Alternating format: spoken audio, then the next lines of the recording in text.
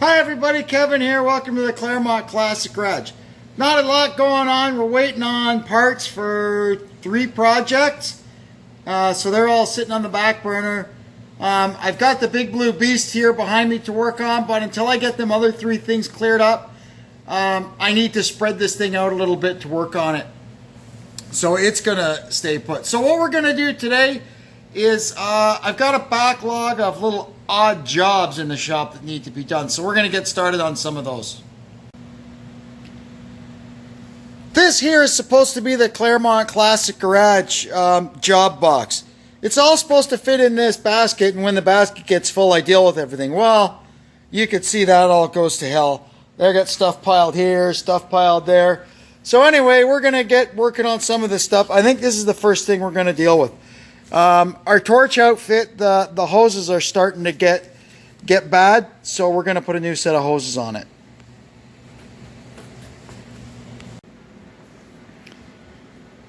Here's our old cutting rig. You can see here the hoses are starting to get cracked, and look at that. That's really bad. So we're going to swap them out. Well, I thought we were going to swap them out, but now I look and I see it's actually 2 sets of hoses joined together. So I'm going to check the condition of this one, and if these hoses are good, I think we'll just return those ones and just use this. I do kind of remember now that back when we used to go in the demo derbies, we would leave the torch set in the back of the truck. So I had 50 feet of hose on it so we could reach, to the back of the trailer and all around the car. But now I just use it around in the shop here, and 20 or 25 feet will be fine for what I do. So let's see what we got here. So when we're working with this stuff, the line there, that means fuel. And this stuff is always a left-hand thread. This no line, that's oxygen, and it's always a right-hand thread. So you can see here we've cracked this already, so it'll just come right off. Now I'll crack this one and we'll get the fuel line off. These here stay on. These are the backflow valves. So if something happens and it I guess so to say backfires or ignites inside the mixing chamber itself, it can't backflow back up and go up through the hoses to the regulators. Because if it gets in the regulator, whoever's standing in front of them is getting a 3-inch hole through them, and that's bad. Yep, these hoses are fine, so that's all we're going to do. Here's the joiners.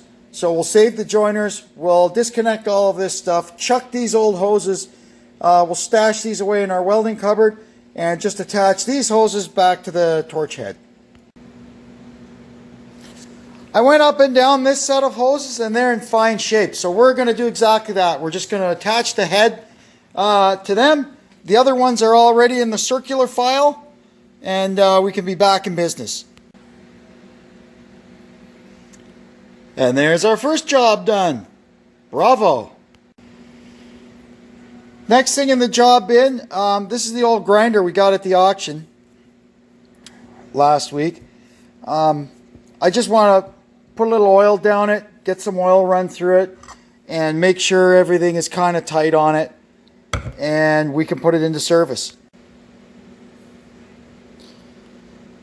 I gave it a shot of Chicago Pneumatic Air Tool oil. I don't always have this stuff. When I don't, I use automatic transmission fluid. It seems to work pretty well.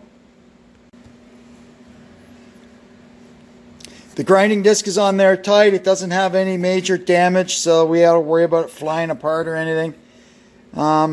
Aside from that, it looks like it's good to use. So I'll fire it up now and run the oil through it, and then we can store it away for future use. You can hear it leaks through a little bit, which is par for the course on these old tools. There's not really a lot you can do about it, but woo, she really runs. All right, that's good. So we'll go ahead and put this in our bodywork cabinet, and it'll be ready when we need it. I got a few hand tools in here. I'm going to grab them, and we'll see what we're up against. So these are some stuff that came in boxes of stuff I got at the auction. Here we've got an old ratchet wrench. It's even snap-on, but it's seized. So we're going to see if we can get that freed up and working again. This is a Whisk metal nipper. The one jaw is broken, but the spring, there's an internal spring in there, the return spring, and they're always broken. And this one is good. So we're going to take this thing apart and get that return spring out of it, because I'm pretty sure I have one that needs one. We've got two seized up old adjustable wrenches here. We're going to get them freed up. And this is a valve spring lifter for a flathead engine of some sort. I'm just going to, don't really need to do anything with this. I'm just going to throw it in my cylinder head drawer right now.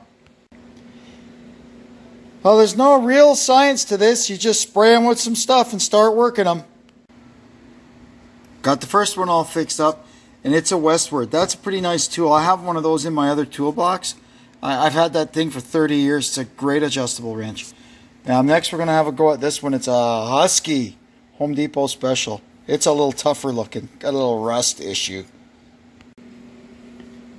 This one's stuck pretty well, so we're going to take it apart.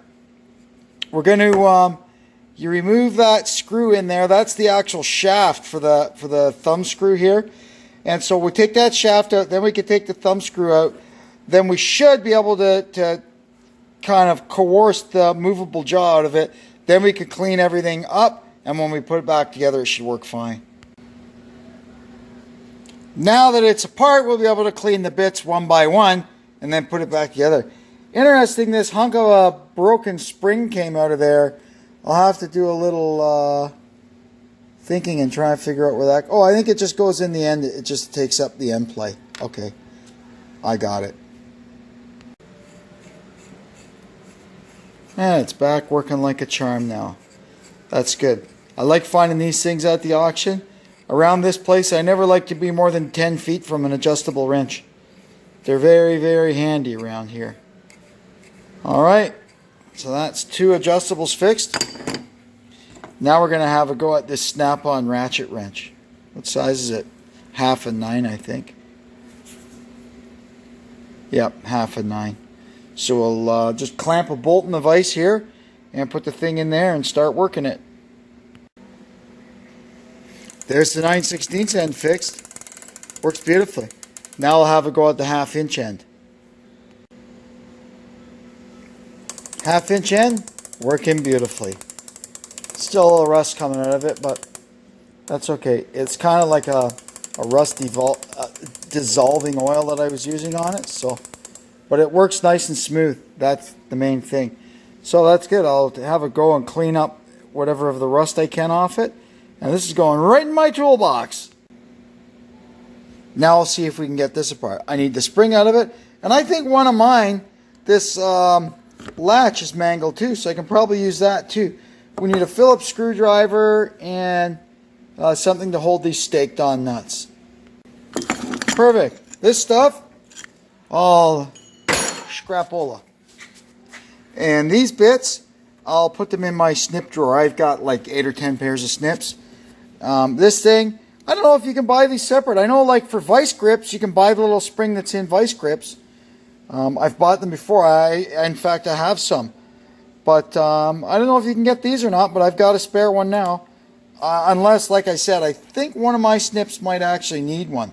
Although I may have thrown that one out already. Anyway, let's see what's next in the bin.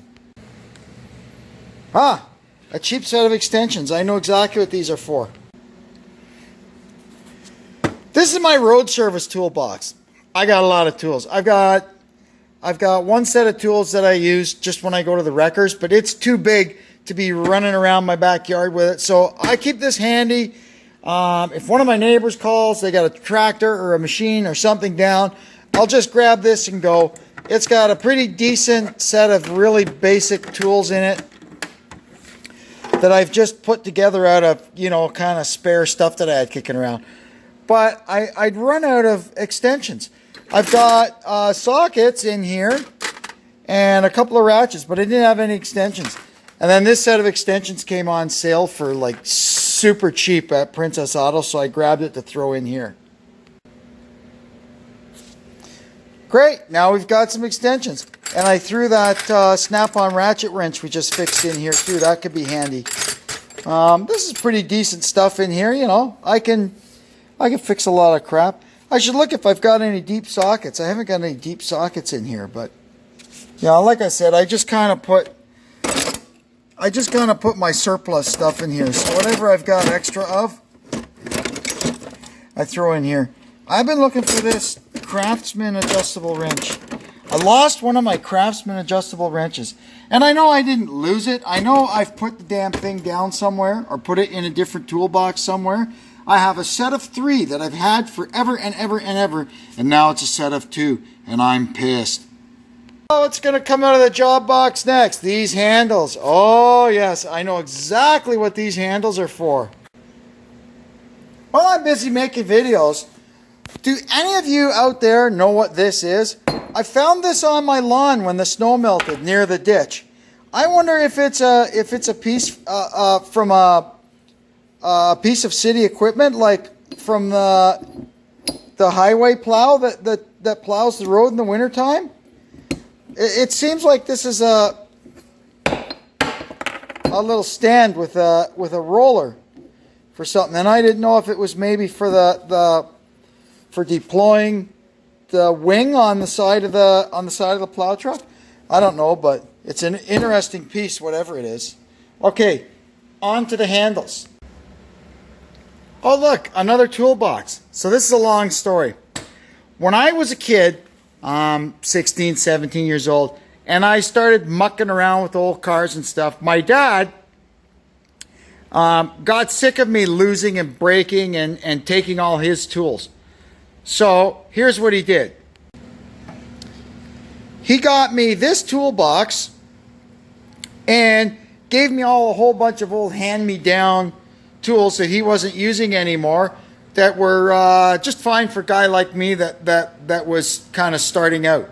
So for years and years, this thing rode around in my trunk of my car with all my tools in it.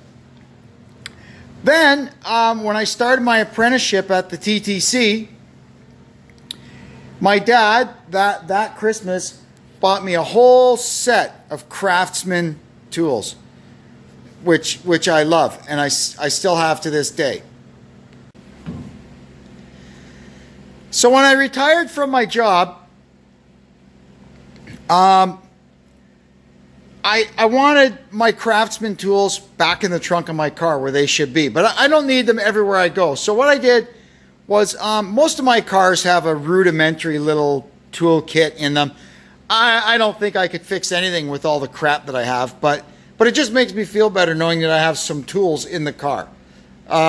Anyway, what I did was I got all my Craftsman stuff and I went through it and I replaced all the missing sockets with the ones with the right date codes or batch numbers, whatever they are. The Craftsman sockets have little codes on them. I match that all up. I'm still missing one wrench. I need a 13/16 combination wrench with VA on the back of it. I'll find one. Anyway, so what I did was I put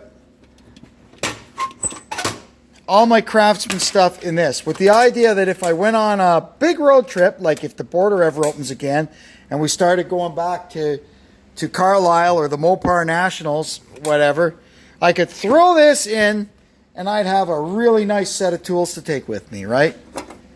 So, here's what we've got. Now, I did replace, you know, like stuff like this. My original was long gone, missing. But you can still buy them new. Lowe's sells Craftsman. Now, this ain't made in USA like my original one was, but hey, what are you going to do? At least it matches. I did stock it up with a few newer Craftsman tools, but these are my originals. All these sockets, well, most of the sockets, some of the sockets over the years got broken or lost and replaced, and they'd be replaced with the wrong letter code. But they're all correct now. Anyway, to make a long story short, I have got so much stuff jammed in this toolbox, I'm very, very scared to pick it up by the handle on the top. So I got these. I'm going to put on the ends of it. That's our little project. So we'll get that done. and then we'll see what else is in the job box. They gave us these screws to put them on. Obviously that's not going to work, so we're going to use some 3/16 rivets. I hate to cover up my Made in Canada badge, but I guess I'm going to cover up my Made in Canada badge. And we'll see what level we end up putting these things at. Well, that was the first thing of promise. I got the Made in Canada sticker off in one piece, and I just put it there on the inside of the lid. That's okay. I'm going to put them about that level there. So basically the top rivets on this are on the same center as these, because that means it'll go through this extra bit of structure inside there. And then the bottom two, I'll have to put a backup washer. Let's see what rivets we have that'll fit nice.